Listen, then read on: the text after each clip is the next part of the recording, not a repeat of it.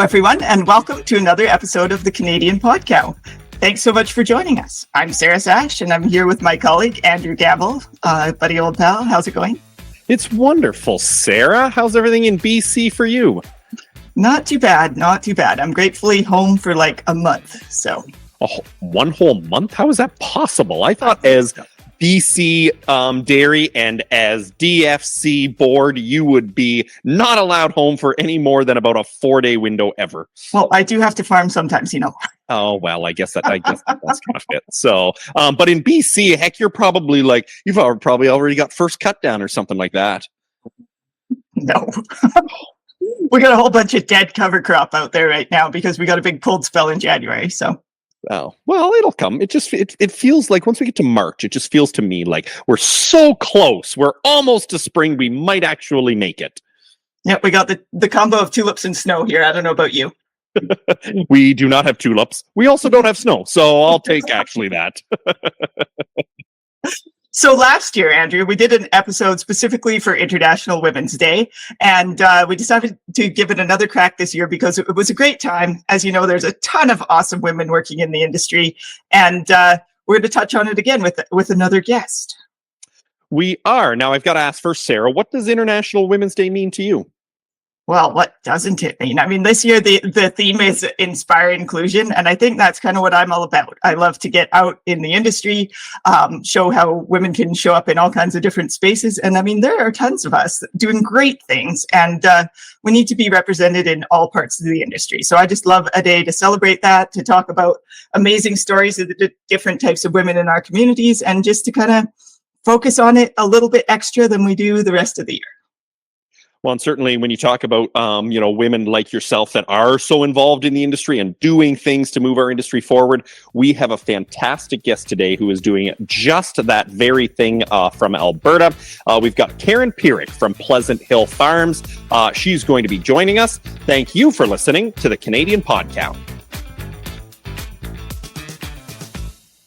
International Women's Day is celebrated on March 8th around the world and is all about celebrating women's achievements, raising awareness against bias, and taking action for equality. The first one was celebrated on March 19th, 1911, and the United Nations made it official in 1977. It's an important day and an opportunity to reflect, to discuss, to take stock really about the place of women in the dairy industry. Our guest today, Pierik from Pleasant Hill Farms. Karen, welcome to the Canadian Podcow. Hi, Andrew. Hi, Sarah. Thanks for having me. Well, it's great to have you here. So before we get started, Karen, we've got to know a little bit more about Pleasant Hill Farms. I understand you're located in Alberta, but that's about all I know. So fill us in. So Pleasant Hill Farms, we started up on the location we are now in 1996 with Hank's parents, my husband.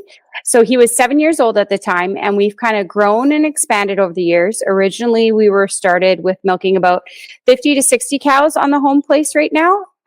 Or back then, and now we milk around 400 cows. We have my in-laws on the farm. We have me and my husband on the farm, as well as we have 4 rowdy farm boys who are a lot of fun. That sounds harder than the 400 cows. 100% is completely accurate. So I was going to ask you about expansion plans, but that's already some pretty aggressive expansion, going from 50 or 60 to 400. Do you have any further plans? I mean, what will your business look like 10 years from now as you try to incorporate all these little guys into the place? Yeah, so we always say to the boys, you do not have to be a dairy farmer. Dairy farming can definitely be a hard life. You have early mornings, you have late nights, you have a lot of risks that you're taking on the farm, and it's a lot of hard work to take care of animals. But we said, if you have a passion for it and a desire and a love for doing it, we will support you 100% of the way. So we'll see if one or none or all 4 become farmers. So that's kind of an exciting part of our future, as well as we're always focusing on continuing to grow and continuing to improve what we do. We're always wanting to be more efficient, more productive, and make sure that we give the top quality care to all our cows on our farm.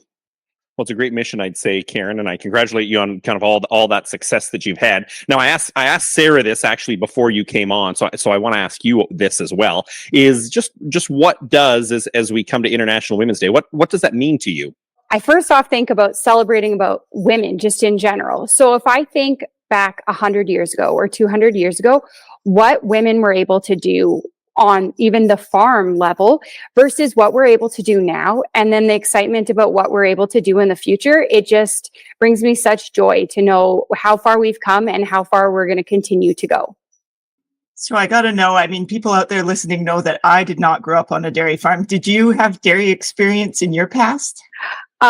So my dad was a pig farmer. Both grandparents I had were dairy farmers. I lived with my grandparents for a year. And so I actually got to experience living on a dairy farm. And I loved waking up to the feed wagon every morning and listening to the cows get up and get fed.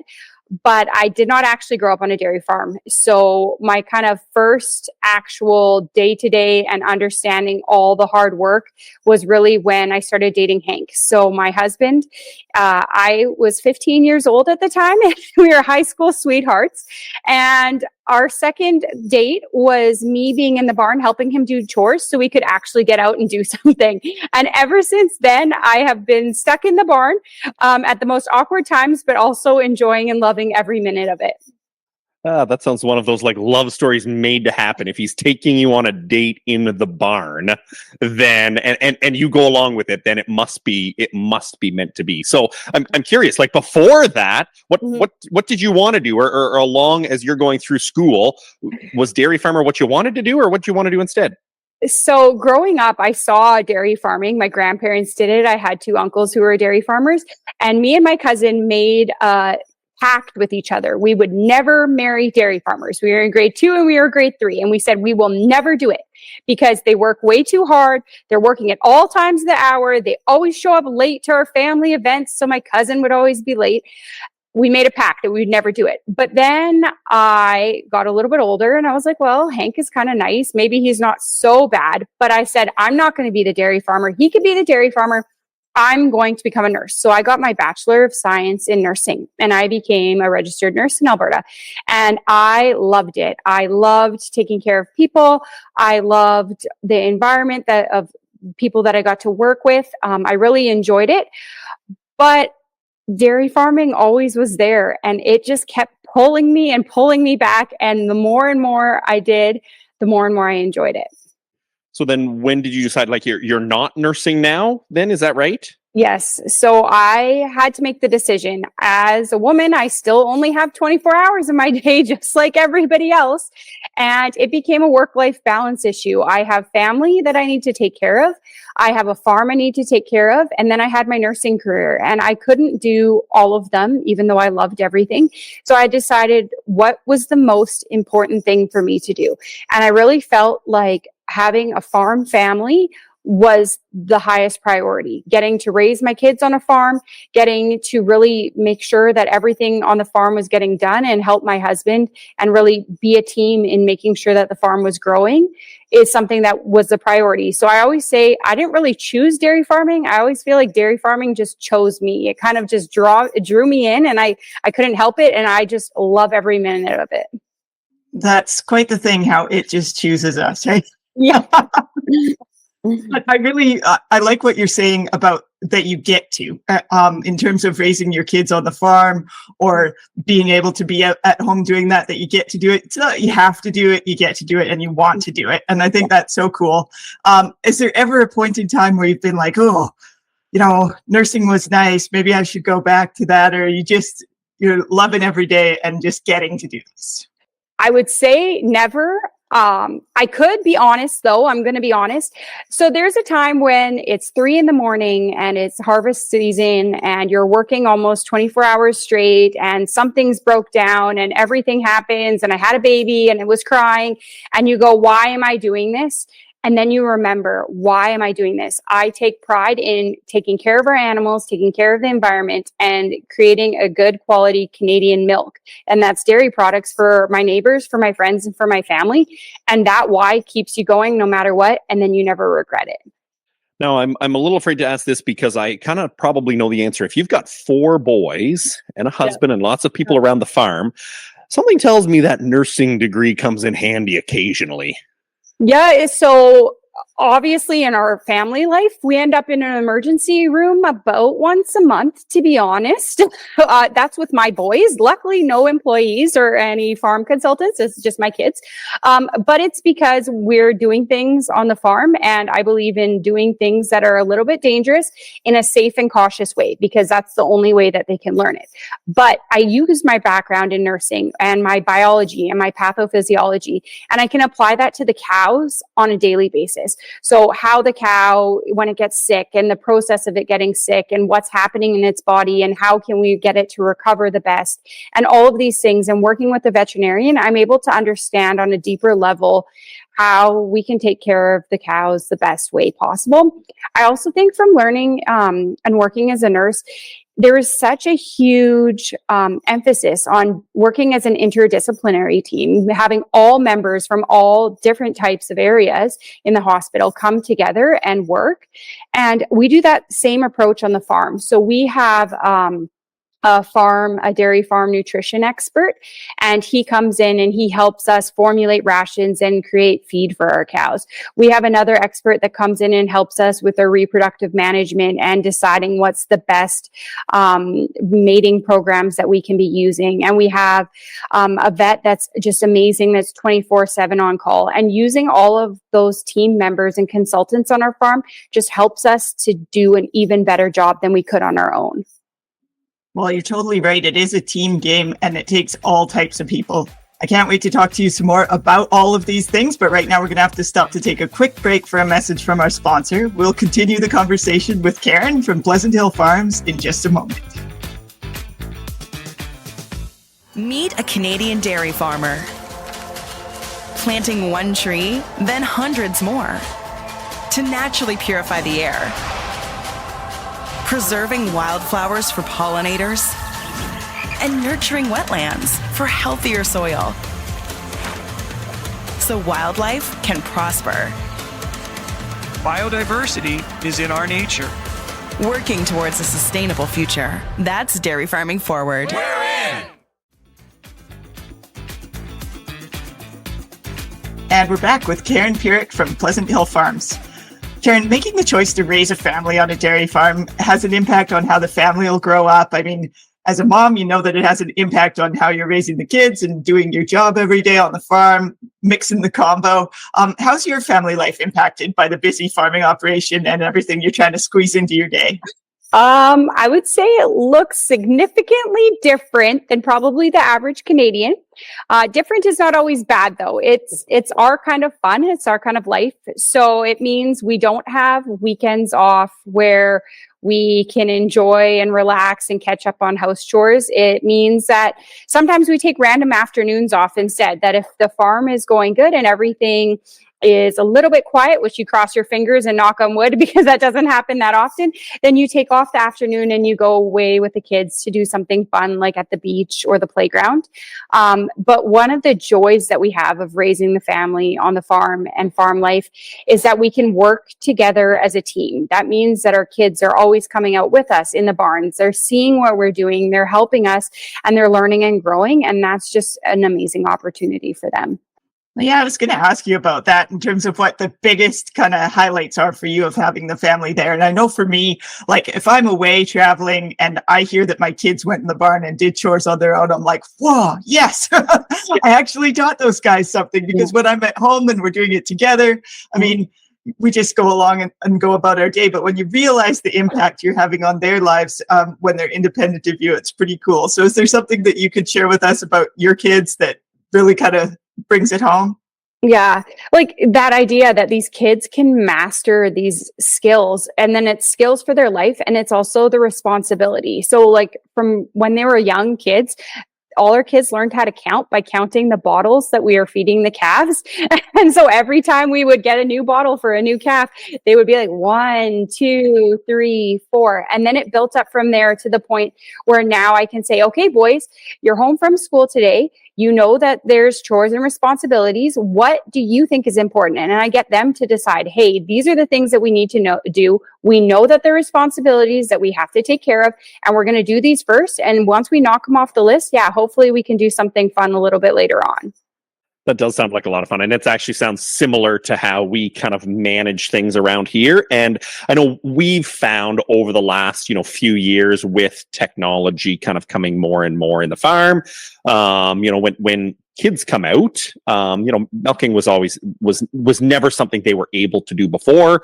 For us, now that the robots are doing it, now we can kind of bring the kids in and they can do the alleyways and do, sweeping and do just other things. I'm kind of wondering how technology kind of lends into your operation and how the kids are they better at technology than your in-laws, or how does it go? Well, they're very good at technology. That's the one thing that they pick up really fast and they really enjoy. So I do have them. We have a data management software in our barn that we use to track all of the cows. And so they help me with it now. And so they get to do the entries and they get to make sure that they're checking. And then they take really pride of, I noticed this on the system, Mom. I've got the cow alert. We have to go. And so it's really, really cool. I love the technology though. It's kind of like a Fitbit for cows and they're on each one of our cows. And so I always make the joke, I actually know more about my cows than I do my kids, because each cow I know on an individual basis, how much it walked or didn't walk, how much it ate and how much it ruminated. If you ask me if my kids ate healthy enough and had enough bites in the day, I have no idea, but the cows, I can tell you. Well, then I'm kind of curious, like for you, and as your farm continues to evolve over the next number of years, what other types of things do you want to invest in? You've got all this data on cows now. What more would you love to know about them, or kind of have around the farm to make it easier for you, your family, your kids, everybody? I don't really know, like everything that they come out with the research. I'm just really excited about the opportunities for growth. Anything that means that our cows can become more efficient and make more milk with less feed and less inputs, and anything that takes better care of the cows to help us with addressing health issues, to help us really do the best for the cows, do the best for the environment, and then do the best in creating high quality milk. I want to adapt those things. So Karen, as a woman, what are the biggest challenges you're still facing as a dairy producer in 2024? I mean, I feel like a goof asking that question to some extent, but we know it's out there. We know it exists in the industry. Kind of from your perspective in your world. So I definitely think stereotypes are still out there, which is crazy because it's 2024. But I think that the biggest struggle I face on a daily basis is work-life balance. We talked about that 24 hours in a day and trying to make sure that everything gets done on the farm and all our team members feel supported, and that all the cows are doing well, and then all the kids are doing well, and everything in the house is going good. And from a business point, that we look to make sure that everything is running smoothly, is just, there's a lot of demands and there's a lot of things that are pulling from all directions, and trying to balance that can be difficult, but at the same time is always fun, and it's a challenge that we rise to. Well, then I'm kind of curious on that front. Like when you talk about the difficulty with that work-life balance, like, when I look out at the rest of the industry, do you think that makes it more difficult to recruit more women into the industry, whether it's as a farmer or whether it's, in other parts of the industry? And how can we solve that challenge? How can we make it easier so that the work-life balance can be there? Well, like I think talking about the dairies do offer flexibility, right? Like you guys have milk robots. We have it that we do have some employees who come to the farm and help us out on what we're doing. So the flexibility is if that afternoon presents itself, that we have the ability to leave and go to the playground for a little bit, or we have an hour in the morning to say, yeah, I'm going to take some time for myself and I'm going to go exercise or do things like that. Dairy does offer that flexibility. So yes, it's a balance, but if you can balance it right, it's the best thing in the world. And in terms of, you and your role in the operation, do you think you bring some unique perspectives to the business? Obviously, that there was a farm there that did some growth there before you came along, between Hank and his parents and all of that. What kind of perspectives do you bring to the farm? So one, I think, would be communication. I am an over communicator. I think, the more we can communicate, the better, because I always say to everybody, let's solve things now instead of deal with problems later. That's the one thing I love, and we've really implemented that on the farm. The second one would be, I would say, maybe emotional intelligence. So just realizing, like where we're at and where we're feeling. And when we're pushed to the point that it's kind of almost, feel like we're almost about to break, right? Taking notice of that and saying, hey, I'm going to step back for a little bit. I'm going to take the 10 minutes that it takes, do some deep breathing to focus on what we're really doing, what we need to be doing, and what we can maybe put on hold for a little bit, as well as really empathizing and caring for others and seeing how is everybody else doing. With our employees, I say, I want you to be successful and I want you to be happy. And so whatever we can do in supporting that and making that happen, and it goes with the same with the cows. We want our cows to be healthy and we want them to be happy. So we look in the barn and you can see when the cows are healthy, you can see when they're happy, you can see when it's low stress, and we create that environment day after day to make sure that everybody is doing well. Well, Karen, you articulate this whole lifestyle just brilliantly. I mean, you have so much in common and things that I'd love to talk to you about. When we think about young girls or even women who are already working in the industry and wanting to attract them perhaps to continuing in the industry or to have young people think about making a life in the industry, what would you share with them about this? Like, what would you say? So I always tell my kids, I'm like, boots on, jump in and prepare for an adventure. I'm like, that's all you do. And then it's a wild ride and you don't know what's coming. But in all seriousness, I think the value of what we do and the importance of what we do, creating a Canadian high quality milk for our neighbors, for our friends, for our families around the area and in our communities, that's important. We need food to survive. And you need to take pride in what we're doing. Same thing with the animals and the environment. What we're doing is we're taking really good care of the animals. We're making sure we're creating a good environmental sustainability plans. We're making sure that we're investing back into the animals and into our soils to make sure that long term we're able to do this and we have this resilience built into our farm. And so participating in that just gives you such job satisfaction and pride in what you do. And that's really rewarding for a career. I think I already know the answer to this, Karen, because your enthusiasm for the industry is truly infectious. As Sarah mentioned just how brilliantly you communicate all of this, but I still have to ask you, if you go back to, your 15-year-old self going on that second date with Hank into the barn, do you keep doing chores or would you tell yourself, no, I better walk out of here right now while I still can? I would say I should have jumped in even harder. I should have got more boots, got more coveralls, and just kept cycling them through faster. Well, Karen, you're a force. It's been a pleasure interviewing you. We're so glad you made time to join us on the Canadian Podcow today, and hopefully we'll cross paths somewhere in the industry. Sounds great. Thank you for having me. Well, Sarah, that was a fun interview. I haven't actually met Karen before, but I feel like I should have. Like, she's just such a fantastic voice for the industry. Me too. Where did Karen come from? I got to know more about this. I think I mentioned it about 3 times in the episode, but wow. Yeah, no, and I think it gives this great perspective for young people, young women in the industry, for where the potential lies, and hopefully we see lots of Karen and her family as they kind of get more and more involved in the dairy industry in Alberta. Indeed, there is so much opportunity out there and so many amazing women doing so many amazing things. I mean, that's what drives me in my roles, is just knowing how many awesome people are out there and how little we sometimes hear about them. So this has been great. That being said, that's it for today for this episode of the Canadian Podcow. A huge thanks to our guest, Karen Pierik, to our production team, Carl Bélanger and Bruce Sargent, and of course, to Dairy Farmers of Canada. And if you ever have any comments on this episode or any of the other ones we've done in the past, we're always interested to hear from you. You can drop by our Facebook page or Twitter. We're also on the email. Sarah, the email is podcast@canadianpodcow.ca. Happy International Women's Day, everyone. We'll catch you next time.